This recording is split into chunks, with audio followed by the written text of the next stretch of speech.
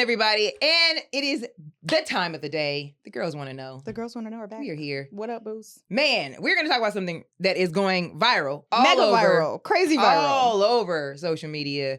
If you haven't checked it out yet, you have to check out the Cam Newton and Dr. What is her name? Bryant. Dr. Bryant interview. She also interviewed Nick Cannon, and it's caused a lot of controversy online. It's caused a lot of Twitter fingers.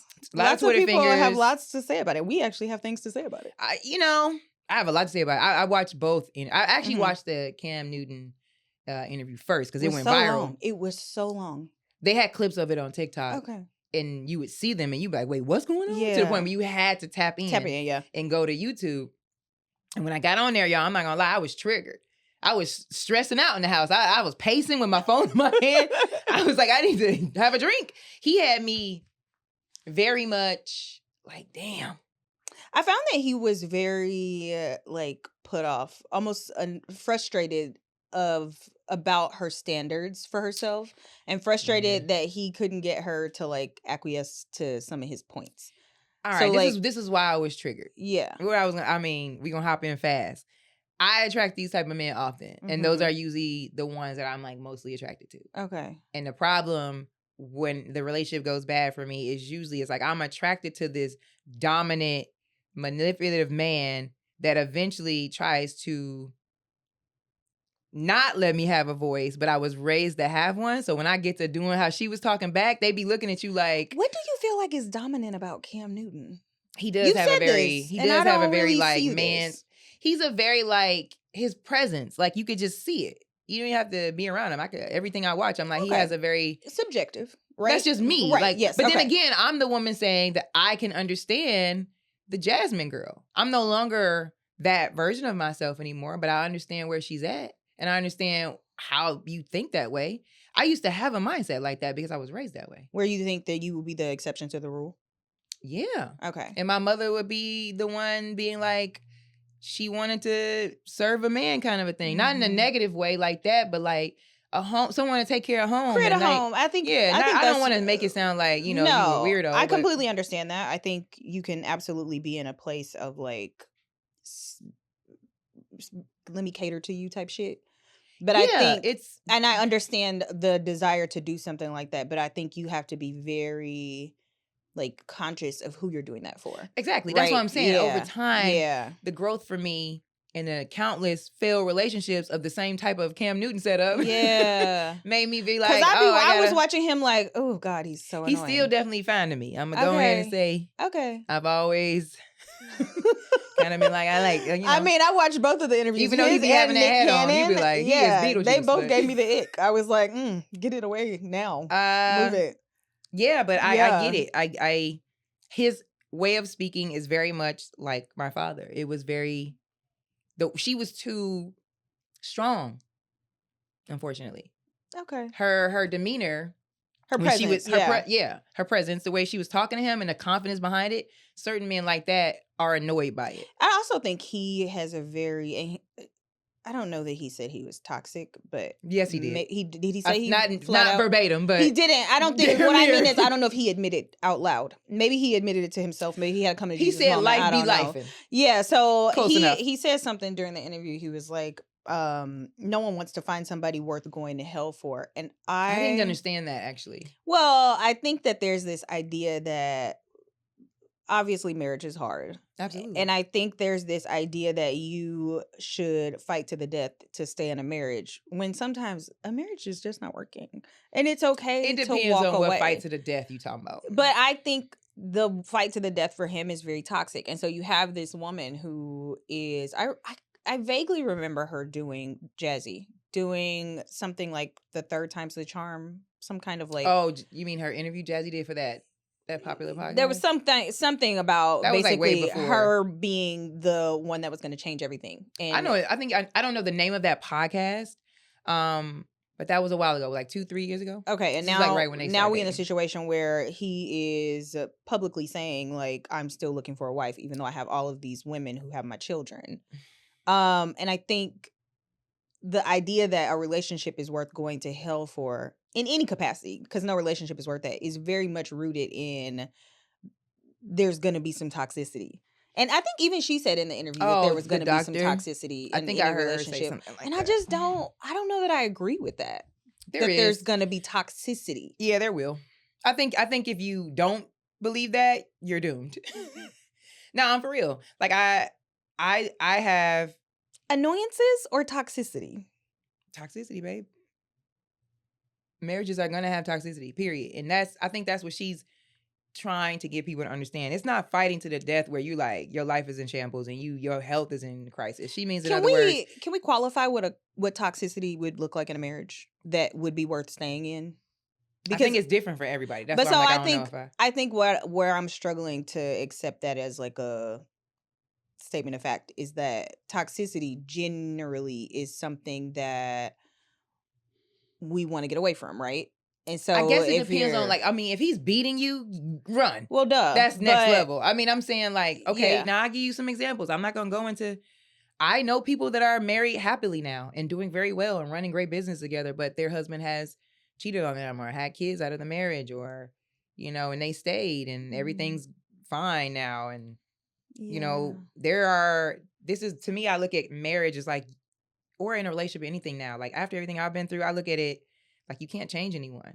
You have to decide you can't change if you anyone. can be, if this person works for your life. I don't think that is appropriate. I mean, that's for you. That's what I'm saying. For her, though. Yeah. She's what, and I wonder if that's what Dr. Bryant, like, I almost want to just send her. I don't think she was talking about getting cheated on. She don't give me the vibes of I get cheated on and I stay in the relationship. Well, no, I was giving that an example, but I do know. Okay, I'll give you other examples. I mean, you're going to grow every day. Right. And I know some of my friends that are married that are different people after 5 years of the marriage. And now the person that you married and you a different person, are y'all going to break up now? Because now. Where's the toxicity is what I'm saying, though. Well, what is the toxicity specifically? I think this is what I had trouble with watching it, because I didn't really understand. I understand that you're going to have disagreements and you're not always going to be on the same page about certain things. But I think in a healthy marriage, there is a way to communicate and a way to coexist where you're not feeding into any kind of toxicity at all. I think all my friends, family members, and people I know that are married, some wild shit has gone on. I think the other thing is, when I look at my friendships, I don't really have toxicity in my friendships. And I feel like since that's the case. No, not like in a way. So I feel like had disagreements with friends, or maybe fallouts for a little bit and we get back, but put that in the context of toxicity. I just really have a problem with the word. Maybe she used that word, and I really have a problem with the word. I don't really know how to like target what particular toxicity. But what my point is, I'm saying with any marriage, you're gonna go through a hell of a lot of ups and downs. I 100% agree, and it's hard. I agree. Which one of these you finna deal with? Like, you finna let him do that, or Boris Kojo actually said something recently. He was talking about Nicole Ari Parker, and he was saying how they work hard, but he's found his person and he's willing to do whatever he can, whatever he has to spend his life with her. Yeah. And so in that regard, that 100% resonates with me. I understand that you work hard, you meet in the middle, you meet on the other side. Sometimes if you have to sometimes give up on certain things that you might want to do in this moment because it's not the right time for you and us and the family. I understand that. I think I really just take umbrage with the word toxicity specifically, because I don't think that it is something that we should be inviting as normalizing. Yeah, I mean, I'm not normalizing toxicity at all. Yeah. I think I'm more on the lines of being like, you're gonna deal with other person's you gotta deal with somebody else's growth and their change, or maybe their trauma or childhood trauma, whatever. Or somebody I'll give you a good one. I have a friend that was married and he had a friend die. And then he went through a really heavy depression because his friend died, and that affected his marriage. Okay, that makes sense to me. He went through depression, and that affected the marriage, and the wife was unhappy, and they divorced over depression. They divorced because he probably couldn't process his grief in a healthy way, but that which is hard. Is a thing, but where I'm saying he probably checked out of the marriage. Oh, I don't know. Yeah, if we have to, and I obviously I don't know these people, but if you're saying he was depressed, there were probably a lot of things that were falling by the wayside that she was having to pick up, and she got frustrated with the fact that he was not putting the work in to actually process his grief. But you got to tell yourself, though, this be the part. This is why our generation be failing on the relationship tip. Not saying you got to deal with somebody depressed and bring your whole life down, but he was in a moment. How long was the moment? I don't know. I gotta ask all that. Okay. But this is important. I'm not saying so stay. This is what is important. These are the things that come with long-term marriages. A lot of my friends that be long-term, you be like, such as was doing this for like we had years a whole years. decade of hardship. Immediately, no. Yeah, I mean. Okay. All right. So I mean, for me, I'm not saying I'm gonna bring myself down for someone else, but I think once you decide to marry someone, it's a little deeper than being like, we kicking it. Like if you kicking it and you having a depressing week, get at me when you better, baby. But I agree. When you marry, it's kind of like I 100% agree. This is a different type of team. To me, it is. And I'm like, if he depressed, depending on what the situation looks like. Are you like depressed where you coming in and you drunk and you falling, you cursing out the whole family type vibe? You know, what am I? And also, am I gonna put in the effort to help you find better ways to deal with what's going on? As your partner, I feel like I owe you that. If I put in the effort to be like, hey, babe, you going through this, maybe we really need to get you a therapist. Maybe you need to start doing this. If I'm giving you that and you neglecting that, then we gonna have a talk about separation because I can't bring myself down. But I also think, I mean, that's just the way I see it. I 100% agree. But I think we have to be. Women don't really end marriages frivolously. No. Like for a woman to file for divorce, usually like she's really the last she's walked to the end of the line. Baby, she hanging on the side of a cliff by a fingernail. Yeah, and maybe and that I don't know the full detail of that, but I'm pretty sure. I read this. It's so funny because we just talked about Am I the Asshole, but I read this Am I the Asshole where this guy was saying that he wants to leave his wife. He was depressed for many years, and he was a job, a death. It was a lot of things happening. He was on Reddit. He was on, baby. He put a whole thing on Reddit, but he was saying how he had gained a lot of weight and he wasn't helping around the house and he really couldn't show up for the kids and she was doing everything. And he got in the gym and he finally like got back to himself and their sex life is back on track and like the marriage is starting to recover, but now he wants to leave her. And sounds very manly. But so this is my point. No. What was happening? Why did she file? What was happening in your friend's marriage to the point that she felt like she had to file for divorce? Because if it was one of these things where I've gained all this weight, I am like not helping out around the house. I'm emotionally distant. I am probably not contributing. I think he said there was some job situation happening. So I'm not contributing probably in the same way that I could. A lot of that weight is falling on the woman. And so you're saying now that you're like back in the best shape of your life because you went in the gym and worked out your emotions, that you're ready to leave your wife. And I'm wondering if the woman and your friends, like if your friend was kind of going through something similar, because that's a lot of weight to put on someone. I mean, it is. And I agree with you there as far as like, I've been told this too later, like my family. So, but some women say you should never help a man because then they do leave you after that. It's something about something with a man. I've heard. I don't know if my grandmother told me that. That's an old one. That's an old saying or something. I wouldn't say you should never help a man, but you never build a man up. You should never build a man. Yeah, you cannot.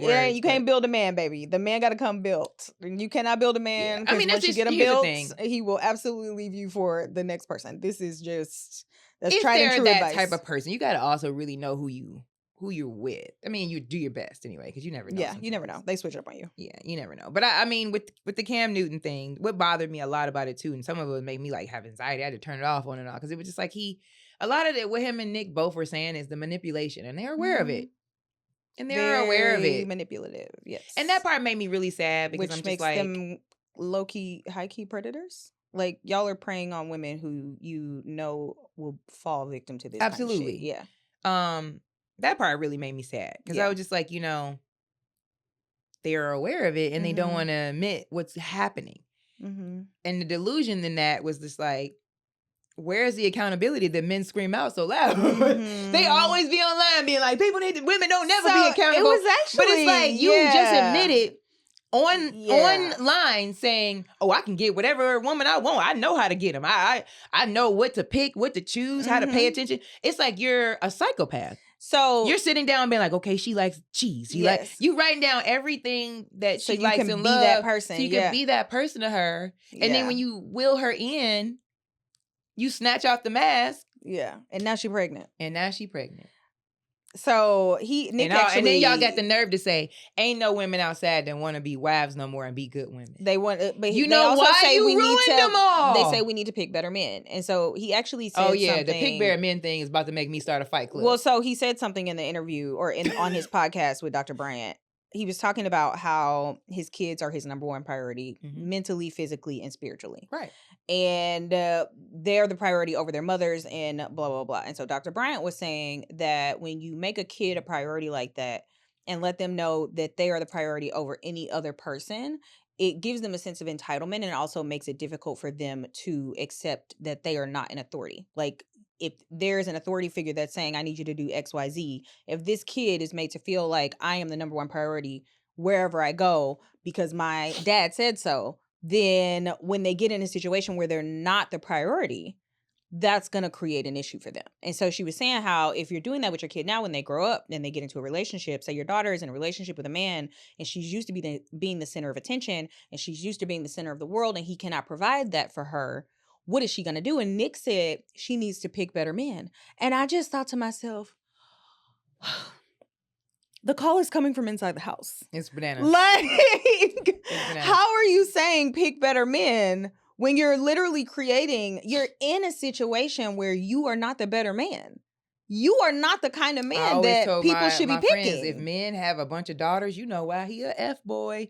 That God bless you with a daughter every time you ruin another woman. But I think the crazy thing about saying something like that is he got almost all the way around the circle and stopped. So you just could not make the connection between how you are exactly the type of person that your daughter should not be dating. Oh, they know though. That's what made me sad from watching both of them. I don't know. They know. They know. Or then this is a real mental illness we're watching live on TV. There's no way you go, I know I can get all I got to do is, and then turn around and be like, she needs to pick a better man. What are you saying? They both talk very much like they are. And this is the weird thing about the culture that we live in now is everybody does a lot of therapy speak. Like everybody think they heal and be crazy to them. And so you get a lot of conversation where it sounds like I know what my traumas are, my toxicities, and I've worked through these things. But it's called social media. Everybody a doctor now. What you talking about? I don't even know. She got licensed. Yeah. In reality, there's some things that really need to be unpacked, I think. And so it's funny because I posted that we were going to talk about this and somebody put, make sure you talk about both sides. They commented. Okay, so let's just get into this. It is some odd things going on right now because I posted this like jokey video on TikTok. I think it's at like darn near like 50, 60K. And majority of the comments, I just opted out. They like beat me up and left. Yeah. The men jumped in and was like, men don't what was want the to be video? married. Oh, the video was I have this thing I'm running where I talk about the dates I have. And I'm like sitting in a restaurant. And it was like how men act when they find out that marriage and children is not your priority. Yeah. And there was a loop of like, I don't know if you heard it on TikTok. They have this like there's this scene from The Color Girls or something where the mom from the Cosby Show cries real ridiculously. She'd be like, oh my God. So that's the loop. And then I put that caption, right? So then men was tapping in being like, don't nobody want to marry you anyway. Men never want to get married. Blah, blah, blah.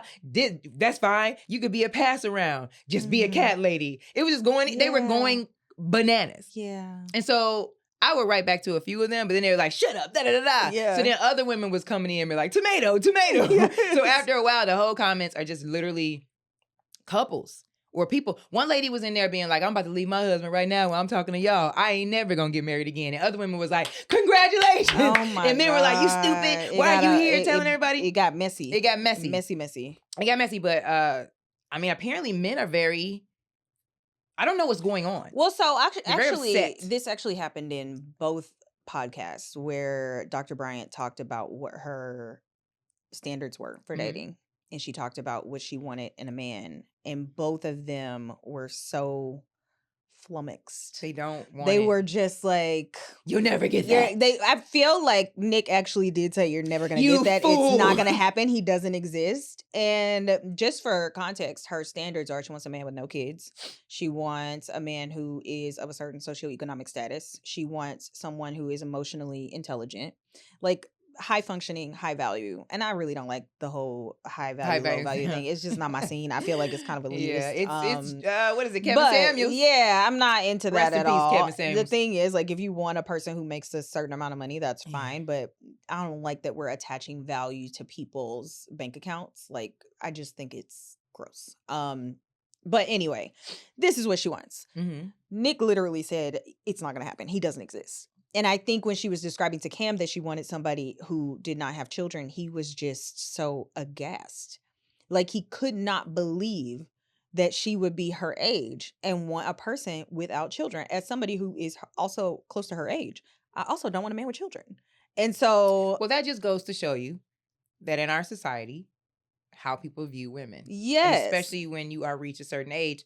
I don't know what this is with men, but they feel like once we reach a certain we just age, got to past accept what we 30 can and get. 40, Yeah. they're like, how could you have confidence? You How old could you have hag? standards? You're Yes. like, what are you talking about? Yes. I'm not. What are you How talking dare about? you not want to just date what we give you? Yeah. Yeah. They definitely come It was at your kinda neck if you're in crazy. your 30 plus and up. And so they was trying not to come at her neck, And but they that's really usually were why just that anger. okay. That's why I made that post. Yeah. I'm in my 30 plus and up area, and most people will be like, oh bitch, you got standards at that age, you'll never find. And that when I posted, I'm not concerned about that. They was like, well then what else are you gonna do with your life? You're like, be happy and have a good time, travel and food blog, like it's hang out with my nieces and nephews. But that is a really bad standard that society does to women. Unfortunately, they like, oh, we're well, not allowed. If you didn't have a kid at this time, you never have one, and that. You're like, what if I really don't give a damn if I have one of those? I think what's funny, one of the funny things about the interview is that they both took a lot of deep breaths. Yeah, because they knew that call. They both was like, gotcha. Yeah. But I'm sure they've been told some of these things before. Yeah. There's no way your grandma and them didn't call you. I wonder if other men are having these conversations with them. The weird thing is, no. You know what though? I don't As think this that has are. gone viral, I have seen kind of an uptick on Twitter of men coming out to say, like, guys, this is toxic. We shouldn't be doing this. Like, this is kind of degrading the, like, it just takes so much away from the family unit to have multiple children in different homes. I'm glad you went on this road. I want to tap into this heavy. And so a lot of guys I've noticed, and I hadn't noticed this prior, but a lot of guys have kind of tapped in and said, yeah, we really have to be more conscious of who we're procreating with, because we shouldn't have kids floating around in multiple houses. And the thing about it is, as much as you want to say I'm a present dad, I am a good father, I have 8 kids by 6 different women, there's no way that you can be a great father with that many children in the same house. It's really hard. When I watch my friends and family who have kids and they have more than 2, it's a struggle. Because each kid needs their own, I always say this, each kid needs their own parent. They have so many different extracurricular activities, but also so many different emotions that they're managing. And kids change drastically from day to day. Yeah. Like, they're literally going through major life milestones from week to week as they are in their younger years. And so I kind of think of it as like a bank deposit. Each day they're like taking away or adding to their bank deposit of their personality. Yeah. As a father who has 8 different kids in 6 different households, there's no way you're going to know what the balance of this kid is from week to week if you're not in the house with them day to day. You just can't possibly know. I mean, I grew up this way. Unfortunately, I feel like I think men got to really think this through. It's so much deeper than what you think. For me, for example, my father has 10 kids. Me and my younger brother we're like the second to the last. Yeah. I didn't get a chance to really know some of my other siblings. A lot of us found each other on Facebook, or we found each other on Instagram. And then I would say this was the hard part for me growing up. When you decide, because my father was like, I just want kids. When you decide to do something like that, and even if you do have money, okay, my father had money. So to him, he thought this was a good idea to do. We lived great growing up. I wouldn't say that I didn't have everything all the time, but the problem was this. Him not being in our household with us put my mother in a situation where she had to work more. And before my grandparents stepped in, me being the oldest, I grew up very alone. And that really kind of messed me up. as I got older. I like I never had the nurturing of my parents coming to basketball games or any of my track meets or any of my science projects. I did all of that shit by myself. Yeah. And a lot of my teachers would be like really sad for me. I remember I cried my eyes out. I was probably like 9. I had a science project because I was really into science as a kid. And I won. Neither of my parents were there. Damn. None of my family was there. Yeah. Everybody clapped and they carried my project outside and we stood there and waited for my mother to pick me up. And it wasn't a bad thing. She had to work, but But this is what is sacrificed when there are multiple children. Which is what I'm going to tell you. It turns out what happened to me, which is what do you call it? The ripple effect. So since I had that experience growing up of being alone, my entire life until now, I seeked attention, which I would say, not saying this was my sole reason of being an entertainer because I'm great at what I do, but I know. Growing up, it was a overachiever mentality, waiting for them to see. It was and that was from the youth. I was winning every track meet. I was shooting basketballs from the block to I was trying to get my family to see what was good, and it was never there. Yeah. So what ended up happening to me is, as you get older and you start dating, you end up in the arms of a Cam Newton. You end up in the arms of a Nick Cannon because they're going to show you what you didn't get prior. And those are the type of women that they go after. And what they're not realizing is that little household you think you caring for, you just creating another one of me. You're perpetuating the cycle of what's going to happen to these women or men emotionally. Yeah. And for me, it took a long time through therapy for me to be like, why is my attachment style so anxious? And so if they don't call me back, if they're not texting me all the time, if they're not doing this and that, I'm like, they're going to leave. It's a panic. I had this panic thing forever. Like rejection was like next level for me. Yeah. When I would get rejected, it was like, oh, I need to drive over there and shoot up the house. This is the only way. Oh God. This is the only way. But that also, I think growing up for me, what I learned, it was a lot of anger of not being seen. So over time, growing up, I was angry about shit. And I would be real frustrated when people wouldn't pay attention to me. Yeah. Like if I would be talking to somebody and they didn't seem engaged, I would be like ready to go into an argument. Yeah. And it took a lot of therapy and a lot of good friends. Because sometimes you just have people that allow you to be you and won't tell you. And they're enabling you. Like once I got good friends to be like, yo, you kind of come off mad abrasive. Yeah. And then you have to learn that. And then I had to learn slowly. And so right now for me in my life, I feel like I'm not trying to break a generational curse. I'm trying to break the toxic curse of what my essence attracts. And my essence attracts what I'm still working on that I'm healing. Okay. That's what I feel like. That's that circle. Yes. I feel like we just had a TED Talk. Listen, I watched it and it was emotionally too much for me. Like I didn't watch it like everybody else. I watched it like, damn, he don't see. Okay. He talked just like my daddy. Yeah. So they talk just like this man. The irony of Nick saying that his kids' mental, emotional, and spiritual well-being is his top priority I'm sure it was lost on him, but it cannot be your top priority if this is the dynamic that you're creating for them to exist in. Because he has also said that he wants more children. Also, I need men to also understand this, and this is major, and a lot of them don't know. The way you treat the child's mother is very important. If you hate her, you have to understand that doesn't mean that she's going to take that and be mean to your children. But the love you give her, it pours into the whole family, people. It pours into the whole family. And this is even deeper than that. This is something I learned too. If you have a baby mama and you beefing with her all the time, all that stress you giving her, that's going to that baby. You don't think so, but now that baby gonna come out with anxiety. Yeah. Now that baby gonna come out with stress for no reason. He gonna be 2 and be like, I just can't. You put that on him. Yeah. So it's like the dynamics of a family that's loving on each other. You love her, she love you. And even if it doesn't work out, that develops a child with great mental. You know what I'm saying? It needs to be that, like you were saying, two kids top. Yeah. More than that, it's gonna be hard to love on all of them. I really am a 2 kids tops type of person, baby. Because the way I be looking at these parents running around with 2 kids, and when it's just 2 kids, one of my friends has 2 kids. It's a lot on the parent, but also emotionally, you got to be able to account for how you're managing your own emotions. And then helping this little person figure out how to manage theirs. Because they first time doing this. Yeah. It's everybody's first time doing it, right? Nobody knows what they're doing. We're all learning as we go. But I will say my friend that has 2 kids has an incredible husband. From what I say. I stayed with her when I was in New York. Shout out to my homegirl 16. What up? You just have to have a good man in your life. I feel like, they have their ups and downs, I'm sure.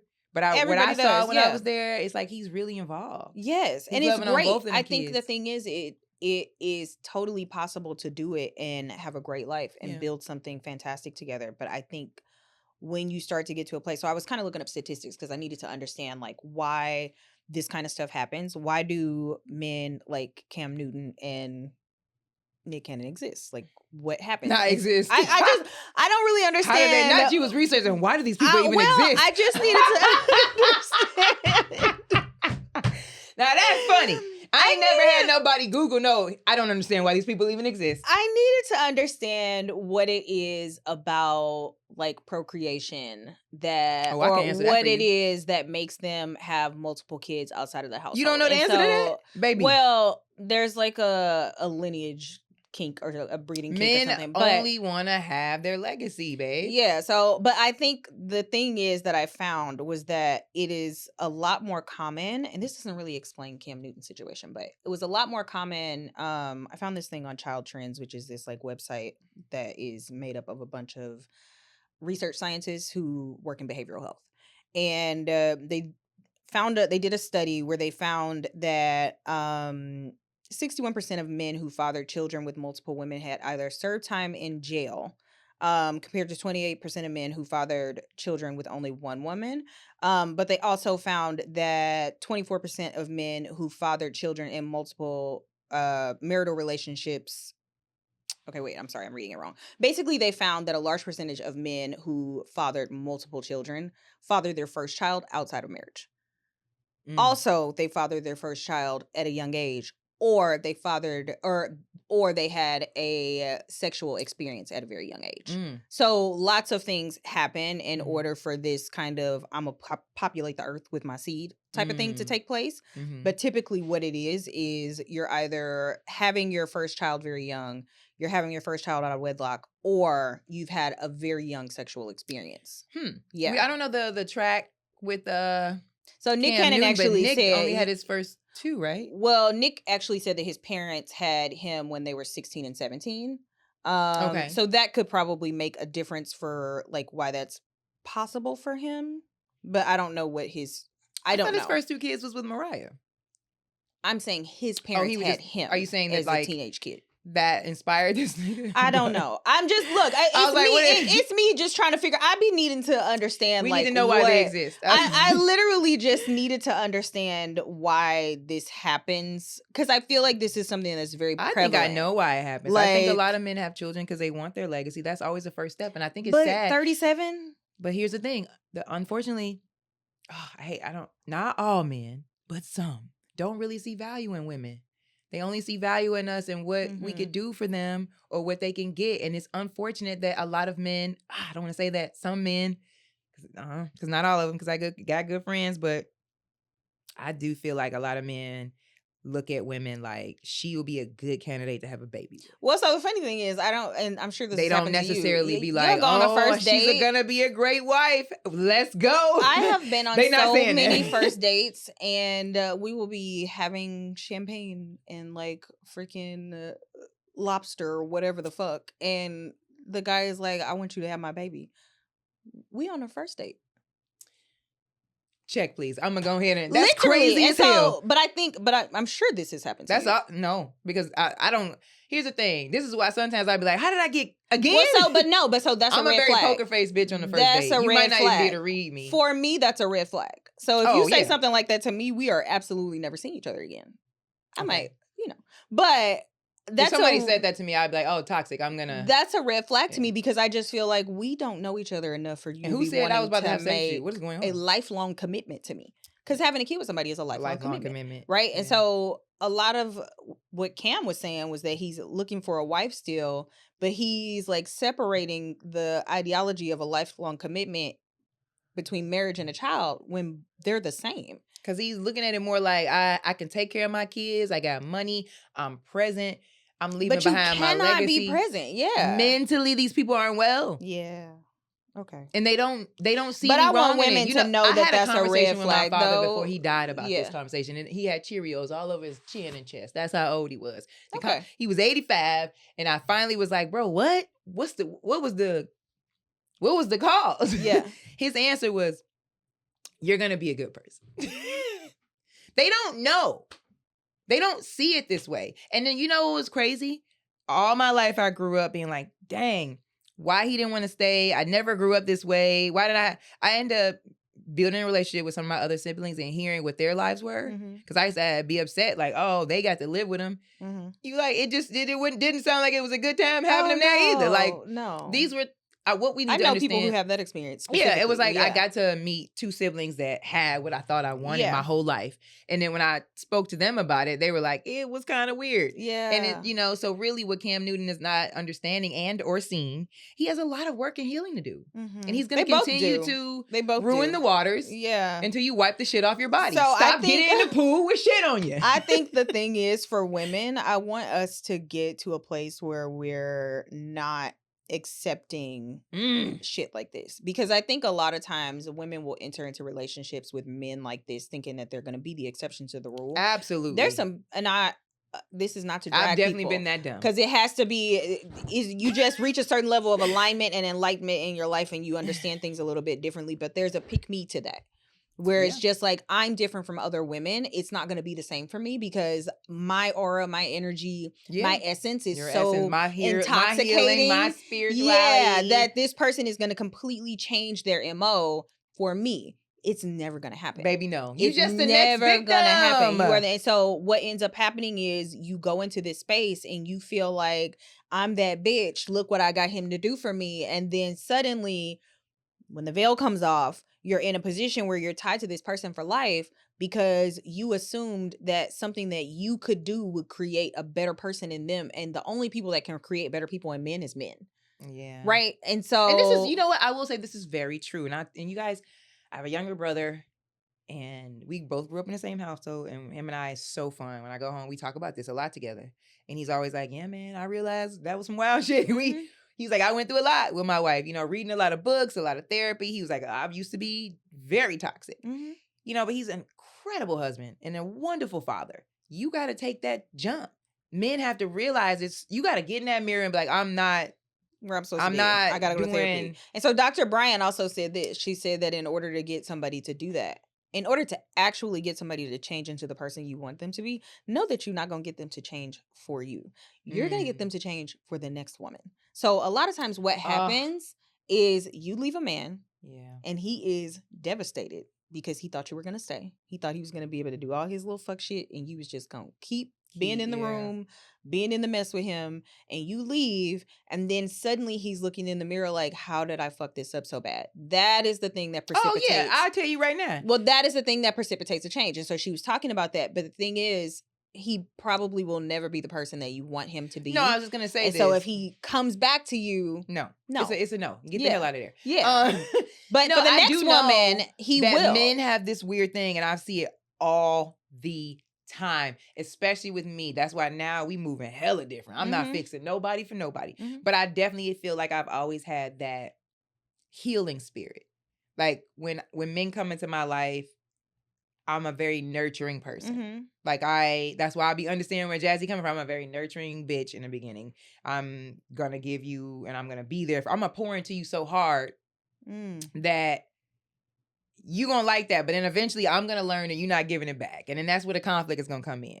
But then eventually I'm gonna leave, and then you're gonna realize what you lost. And I see it every time they go off, and everything they learned from me, and everything I healed for them, and everything they didn't have, maybe career wise, mentally, physically. I mean, for real, y'all be having dudes out here, whole new body after me, whole new career. For real, I'm dead. Like, cause here's the thing that I learned, that the mistake I made, and I told someone this on my set the other day. You gotta look at yourself, ladies, and be like, how do I look now? How do I feel now? If I don't look across from the man that's working out like me, going to therapy like me, spiritually healing like me. You just coming into his life, giving him that. Yeah. He not finna get you what you learning. Yeah. You just in there building up the team. But so this is why I think so it's when so you important. leave, I want to finish. Yeah. When you leave him, he's gonna now be that version of that man that you created. Now, I'm not saying that's gonna work for you because it's like you the sensei. You didn't taught this nigga to go fight out in the street. Yeah. He gotta go. But I look at it like that part is true. Yeah. Men really do glow up through the woman that helped them and then go to this other person and beat her. But he not the thing is though, he not necessarily gonna go to this girl and be better and skip off. It might not necessarily be that. It might not. He'll be a better version of himself, yeah. and she'll see a different version of himself. And all the lies he tells all his friends that you're crazy, he'll be a different person for her for a couple months, and then I think what the mistake is that people think that they're gonna be the person that changes somebody in the beginning when they're seeing the terrible behavior. And you just feel like, no, he gonna switch. And once he see who I am and what I'm about, he gonna switch up for me. And if he's showing you that terrible behavior in the beginning, get out, bestie. Just go. It's okay. I wouldn't say if somebody was doing terrible behavior to me, I would say. I think my mistake is if you know something about their past or you've seen how they move with other women. But I think there's a lot of ignoring of red flags. Oh, yeah. I'm when horrible. I say terrible behavior, I don't necessarily mean like this man is coming out the gate without the mask on. Oh, let me tell you something. When I like somebody and I fall in love, somebody done pulled the whole mask over my eyes. I don't see a goddamn thing. I'm walking around blind. I'm about Helen Keller than a motherfucker. I don't see shit. I'm Ray Charles in a relationship. Damn. That's why I be. You know they what? lead me right onto the bridge I fall off of. I think the thing is, for me anyway, I had a really, really fucked up situation happen in 2017. And it just kind of crystallized for me how I'm going to exist in a relationship. I think we all get those, man. It's that one breakup that be like, you getting shot like Cleo when she was like it was just one of them things where I was like. Drop down to your knees. Yeah. Like horrible. I will never fucking go through this again. And so for me, a red flag, I don't give a fuck if it is the size of a Listerine strip. But come on, it's Cam Newton. You gonna fall for that type of red flag. I would not. It's big. It's I tall. would never. It has on a top hat. I would never. Why are you talking to women? Not a top hat with the dress coming out. Hat on. Baby, can you imagine? It's just not. So the thing is, I think for me, because I went through that experience and I understood how much of my mental health was degraded by that experience, I'm very conscious of who I let into my space. And so y'all be making fun of me because I'd be like, I mean, I feel you now. I feel like I'm definitely. Yeah. I'm not about to go through the thing where you show me like a tiny red flag in the beginning and I just kind of say, oh, well, let me just see. Because I'm going to tell you this, though. It's hard out here. Everybody got flags, baby. But the thing is, I don't know. I've dated a pretty good amount of people at this point since that relationship. And it's a mix of seeing red flags and cutting it off and also just realizing this is not the vibe. I don't think it's one of those things where everybody has red flags that make it so that I don't want to date them. A lot of times I meet amazing men and we go on a couple dates and I'm just kind of like, yeah, this isn't my guy. Yeah. And that's okay. And I don't want to try to make a square fit into a circle. If it's not going to work, it's not going to work. Yeah. But it's not always a red flag situation. Sometimes it's just not the person. I think the big difference for me, though, is having that situation happen has colored how I approach other relationships. Because to your point, I was very anxiously attached in that relationship. And I also had a father who he was there for the first 10 years of my life and then he left. And we went from having him in the house every day to not seeing him at all. So I have abandonment issues. I ain't never seen that. I was anxious attached for that relationship and immediately became avoidant attached after it. Like it almost unlocked something in me where I was like, oh, no, I'm not doing this. Yeah. And so that's some shit I have to work through. That's the accountability I have to take. Yeah. I wouldn't say my last relationship will change me from being the woman that I was as far as like, you know, nurturing my man. I think I like being that person. I think what I will never do again. I'm nurturing. I think it's gonna take a little minute for you to get to the nurturing side. Is my point. I think that's who I am. So I'm not trying to change myself for nobody, but I think what I have learned is there's a lot of times I do see that something is not aligned with where I'm at. And I won't necessarily be like, I should probably exit stage left. Yeah. Let me not keep telling them I don't like this. Like with the last person I dated, one of the things I should have really noticed that wasn't for me, no shade towards this person. That's how they live their lives. But I'm a very organized person. I like to live in a clean home. I like things to be where they need to be, you know. No, It like, helps, yeah. organization for me, somebody with ADHD is necessary. Yeah. A mess only makes us have more of a meltdown. Yeah. And it will send us, which is what I learned later. Yeah. Why we were on the road to where we were. But it was just like too much of chaos and too much of certain things is the way this person lived their life.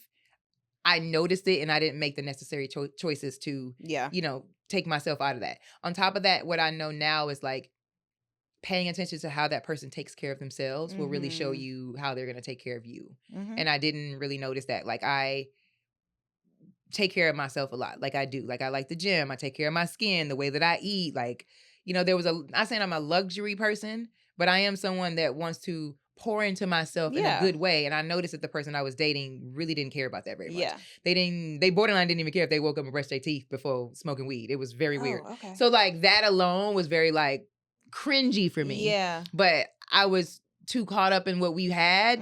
And I had this silly mentality of, if I talk to him about it, or if I try to tell him what bothers me, he will change. He will not do this. He will clean up. He will be. I had that delusional thought of that. And I think the sad thing is there are some people who, if you have a conversation and say, hey, this is triggering for me, I need you to step up in the relationship in this way if we're going to stay together, they will actually pivot and make the change. But you never know. And so you have one conversation and you think, okay, I had this conversation and the behavior changes, because I've been in that situation where I have the conversation and the behavior changes for like a week. And then it goes right back. It goes right And back. that's why I'm saying I had a I'm date having last a conversation night again, and I'm like, yeah, I'm about to get up out of here though. You pissing me off. See, I don't make them say, but on my date last night, we were talking about something like that, and I'm just like, yeah, I can't do that anymore. Yeah. Like I believe now you have to understand that you cannot change anyone. And when you walk into whatever situation it is and how you start seeing this person, how they move, that's it. You can't be like, oh, I don't like this part, but maybe let me talk to him about it. He can change that. Because they're not going to change. Well, you can't though. You can't. And it's also unfair to tell someone to now be a clean person who's been not so clean forever. Yeah. Or you can't tell someone, for example, the relationship that I had prior to that, the growth I'm going through right now, I'd be sitting in my house being like, dang, you could have avoided that, dude. Like I had issues with my relationship before this last one where it was like we couldn't emotionally connect. It was like we were fun together, we would travel together, we know how to party together. But when it was like the real connection, there was like something off. And I would always talk to him about it. And he would always be like, okay, what can I do to try to fix it? And then we would be on that road for like a week. And then like a week later, we'd be back to the same old. And I was like, I would be pissed about it at the time. But now I'm like, that's because who he is. That's him. That's him. You can't change that. You just aren't compatible. The thing is, I feel like a lot of times we'll have these conversations with our friends, and our friends will like make certain points to us, and we're not necessarily open to it because we're not ready to receive the information. And so something that they were talking about, Cam and Dr. Bryant were talking about, was that he didn't like that. Actually, I wrote it down because he was not feeling her. Me so bad. I would say he was more angrier. He was, but I think he was feeling her, and I think that was the problem. I think they both were. You think she was feeling him? No. I mean, even Nick. Oh yeah, no. Because Nick said something weird, and his was like, "Don't tip me now." I was like, "Ew." Yeah, like they both not be toxic in front of me and tell me don't tip me. Yeah, cut the show. So cut the mic off. This guy's crazy. He said something to the extent of women in relationship whose support system are single women have a harder time fighting for their relationships. Oh, yeah, he did say that. He went on to say that birds of a feather flock together. And then he said, you mean to tell me you the only good girl in your entire situation? And I thought in that your was group, so a group of weird. That what does he mean by good girl? I'm confused. I feel like the implication. She's a woman. What was happening? I feel like but I feel like the implication is that if you're single, you're not a good person. You must be wilding out. Like you must be wanting to. Wait, what was the question? He asked. They were talking. He had asked her if she had a support system around her, like an ecosystem is what he called it, of support for like her relationships. And she said, "Yes, I do." Okay. And he said something about how he didn't feel like people who had single friends fought as hard for their relationship because they didn't have good people around them. He essentially implicated, his exact words were, you're the only good girl out of this entire situation. And the implication in that is that if you're single, you're inherently bad for people in relationships. And I've had somebody tell me that, and it kind of pissed me off. I had a friend who was piss married. you off, yeah. And she was ooh, that shit. That just. Ooh. Yeah, I think it's hurtful. She though. said that to me to my face one time. I remember. Sad enough, I don't want to go too far, but like she was going through something major with this person. This particular person was not being great to her. Mm-hmm. It was bananas. And so that's my point. What was going down? They were married, and what was happening was like flabbergasting. Yeah. And I was trying to be like, yo, you know, and she was like, I'm not taking advice from single women. You couldn't give me XYZ. Whoop-de-whoop-de-whoop. And so what Dr. Bryant said What? was essentially, I'm a therapist. I counsel married couples as a single person. Mhm. And I'm able to do that because I'm not counseling a couple. I'm counseling two individuals Mhm. and helping them work through their trauma so that Right. they can meet back up and become the couple that they need to be. Right. But on top of that, I think the idea that a single person would be inherently like disregarding a relationship because they're single is something very toxic that men kind of subscribe to. Absolutely. So Because y'all like, well, feel what are you gonna give like- us the advice? Well, I feel like they feel like their friend that our friendships are like their friendships, and I can What you only speak mean? from my own personal experience, but I feel like a lot of male friendships are very surface. And 100%. so they also, there's a lot of like maybe not necessarily respect for the fact that you are partnered. And so if I'm in a relationship or if I have a best friend who is married, if he's treating her well, I'm going to encourage her to stay in that situation and figure out how they can come to a healthy compromise. Right. If he's not treating her well, and I think this is what the fear is from Cam, is that you will be encouraged to leave because, baby, you deserve better than a Cam Newton. Yeah. And I understand that it's Cam Newton and he got all this money and he fine and he tall and he this and he that. You know, I'm starting to really move away from that. I don't know if I don't know if it's age for me. Maybe some women really, but to me, it's like, girl, it's a whole bunch of dudes outside. Well, with so money. that's my point. And so I'm not trying to toot my horn, but I'm like, boo, we've been there. It's like, if you're gonna be a weirdo and be toxic, keep it pushing. But I think the point is like, the fear from men like that you would get advice from single women is that this single woman who is in a space where she's not accepting anything less than what she deserves is going to encourage your partner to leave you if you're not giving your partner what she deserves. I understand where he's coming from. Like, how could you give anybody advice and you're not married? I don't understand that. I don't understand that. Because some people feel that, but at the same time, Cam, you're not married. Have a seat. You're not married, but I also think that is coming from a place of brokenness where you 100%. don't see that someone who is not in your same situation could value what you have. And so at the end of the day, I'm going to always tell my friends who are in healthy relationships, I'm going to always give them advice based on the like kind of in line with maintaining the flow of their relationship.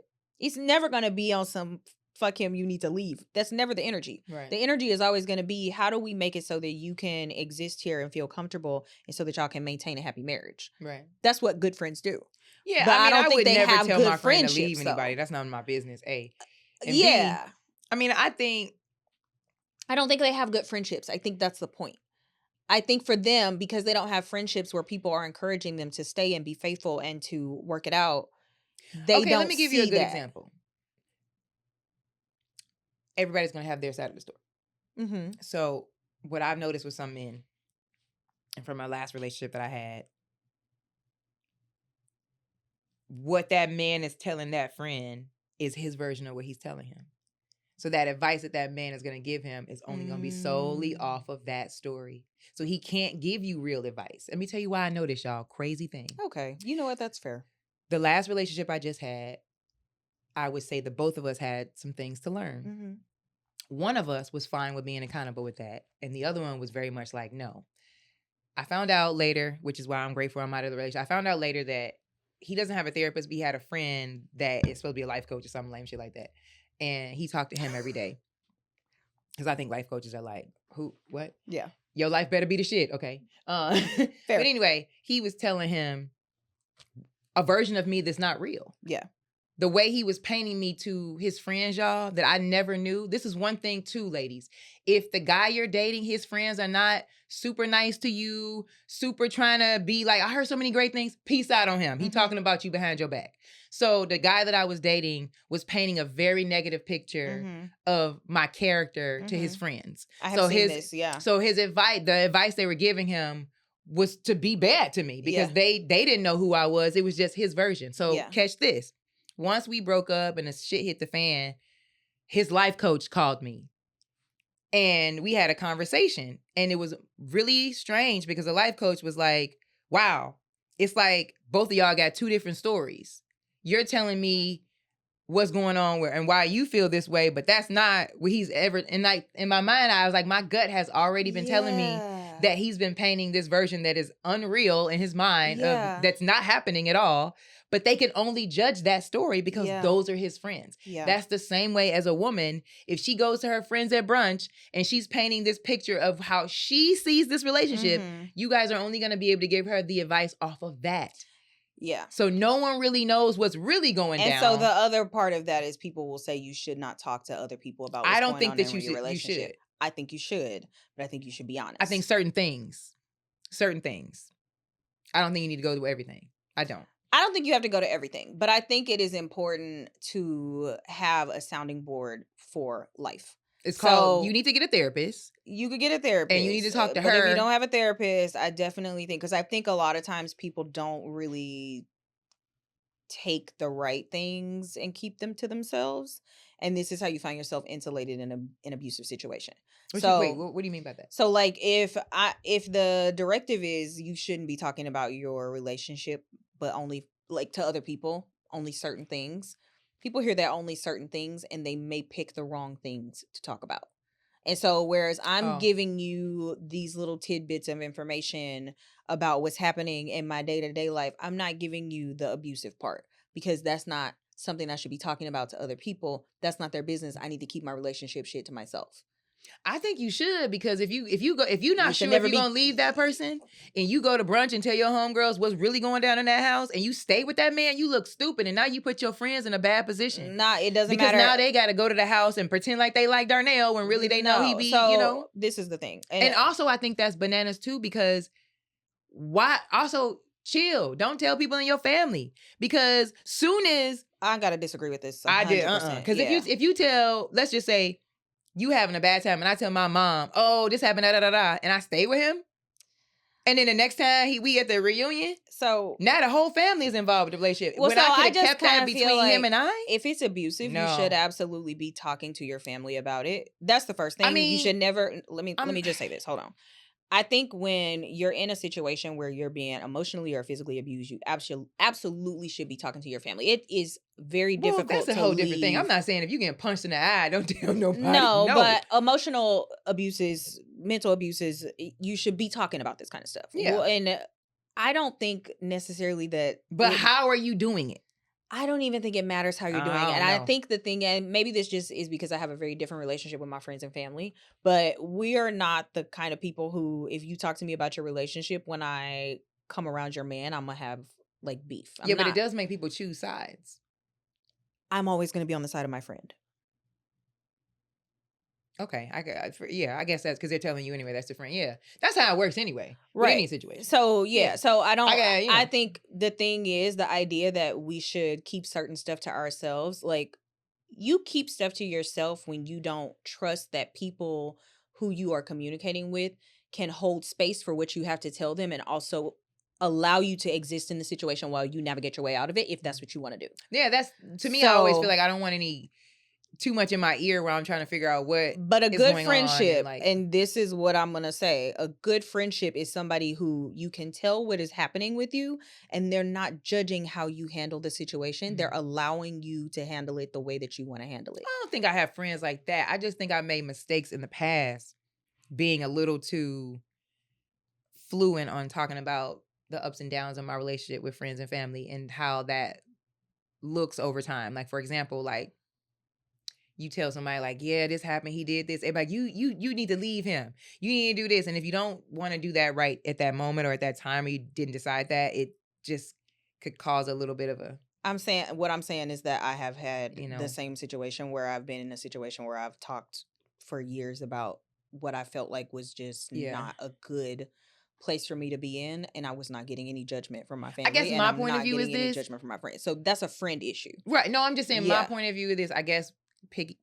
Rotating back to what I was just saying, the way that my ex was painting me to other people and how that affected me, how other people was viewing me and how I was carrying myself, I think that that's not a good look to do to your partner. you shouldn't be outside gossiping about them behind their back unless you're gonna go to them and talk about the issue. So I think, you know what I'm saying? Like you need to work on your relationship with your person first before you outside. Like and getting everybody else all involved. That's all I'm saying. That's circling back to what the doctor was saying. It's called work on your relationship and try to not go through hell, but fix your own stuff. I'm not saying don't have your friends, and I'm not saying don't have a therapist and not talk to nobody, but I'm saying you might want to holler at your partner first. I think that's fair. I don't think I don't know if you need to be outside having a whole campaign about them. But I think if you have a very close circle of friends who you go to for counsel, it's always okay. So do you think your husband or boyfriend will be okay the fact that you had to go and have a little bashing session with your homegirls? I don't give a fuck if he okay. I don't want him to do that to me. There's the rub. I don't want a man to do that to me. Because the thing is this, I don't feel like I'm bashing. When I'm talking about what's happening in my relationship, I'm talking about it from the perspective that I have, from the experiences that I've had, and from what I feel for myself. Yeah. I'm not coming from a place of, I hate him, he's this, he's that, he blah, blah, blah, blah. Let me tell you what this man did to me. It's not that energy. Mm-hmm. I'm going to give you how I perceived the events that happened. Yeah. We're going to parse it out. I may or may not take your advice. At the end of the day, if I don't take your advice, my family and friends, and the thing is, I have a very small, close-knit of friends. I have a big group of people that I hang out with and I go out with, and that's one thing. But you have like different types of circles. You got these people who get all your business. Yeah. And then you got these people who get nuggets. And you got these people who you go out with. And these people that you see out from time to time and y'all might grab a drink occasionally. But these people, they know all my business. On some Beyonce shit. Yeah. On some Beyonce shit. They know all my business. And at the end of the day, if I don't do what they think I should do, they're not judging me. I mean, me and my best friend only know what I called my ex out the gate when I first met him. We called him mothballs. You know? Okay, well, now everybody knows. I don't give a fuck now. We're not together, but we what never I'm saying called him by his name for like 2 months. My homegirl would be like, so Mothball said what? Yeah. So what I'm saying is it's nothing wrong with communicating. He smelled like mothballs when I first met him. That's crazy. I know. Terrible that I... The whole thing is bad. Do you see what's going on here? Okay, because... I've been telling y'all. Okay. Mm-hmm. I think my brain's short-circuited just like a little bit. Mothballs? Okay, you know what? Okay. He smelled like mothballs when I met him. So when I told my homegirl, I was like, yo, I met this dude. He's kind of cute, but he smells like mothballs. So we called him mothballs for 2 months. Did he still smell? I'm really struggling, bitch. I hate you. I hate you so much. I'm so sorry. No, but I literally want to get a mothball to pop up at the end of the bottom of the screen. Like, I'm so confused. Like, girl, I don't know what was going on, but when I met him, he was attractive, and I was like, oh, but he smells like mothballs. And so I just went home and I called my homegirl and was like, oh, this dude was super charming that I met at this bowling event.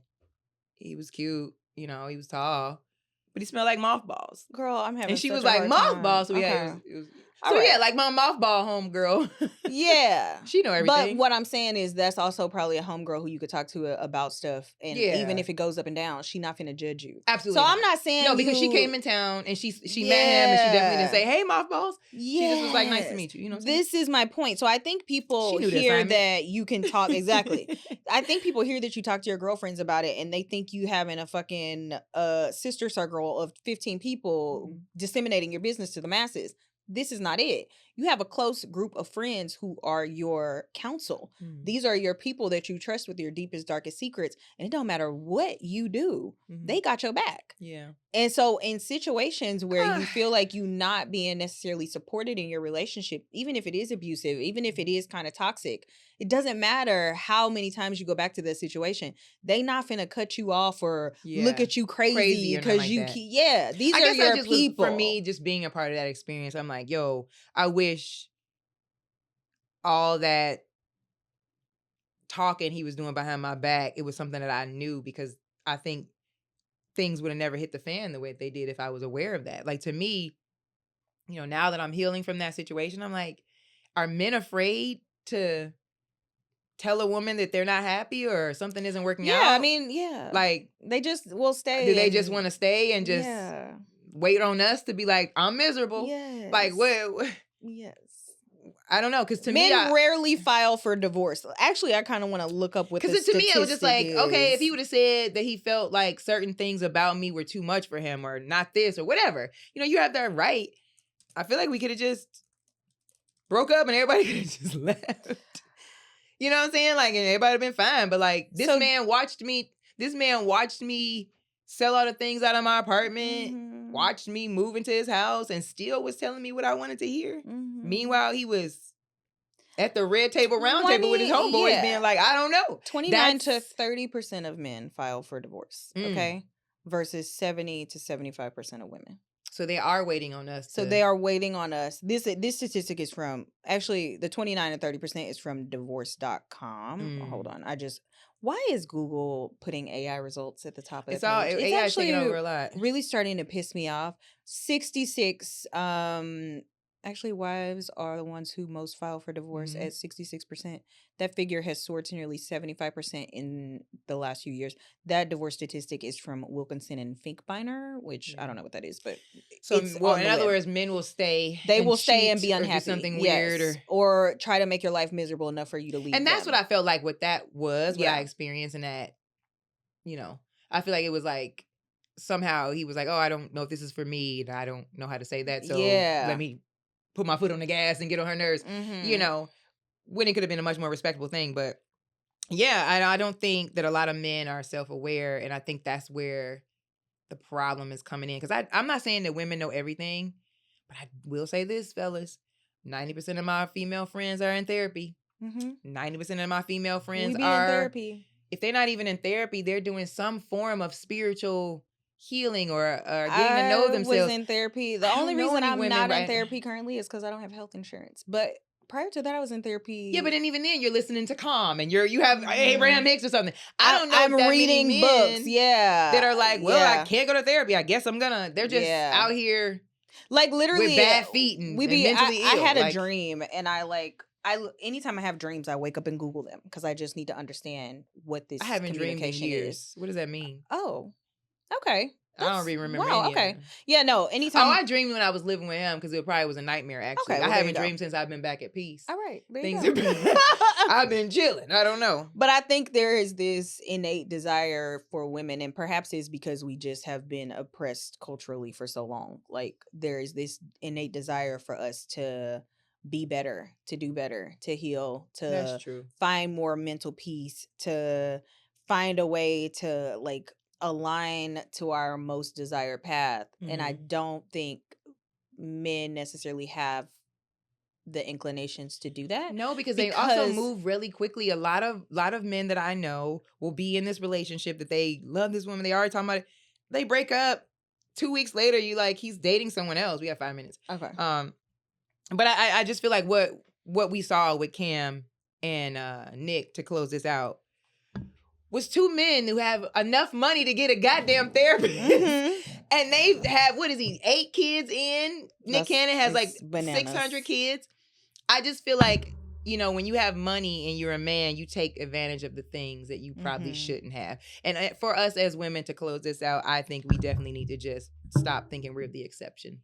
Gotta stop thinking you're the exception. And just not thinking you're the exception. Even if you're not thinking that you're the exception, if your idea is I'm gonna just have this baby and like take care of myself, you have to know that there is more for you than that. You have to know that you have to want more for yourself than to be a rich man's child's mother. Baby, I almost was that, and it's a nightmare. You can't. You a housewife now, girl. But the thing is, you're not even a housewife. And I don't even know what it was. I think a lot of times women will sell themselves short because they don't know what a beautiful life they could have because they don't have the confidence to invest in themselves, as opposed to trying to make a relationship with a man work because they are not.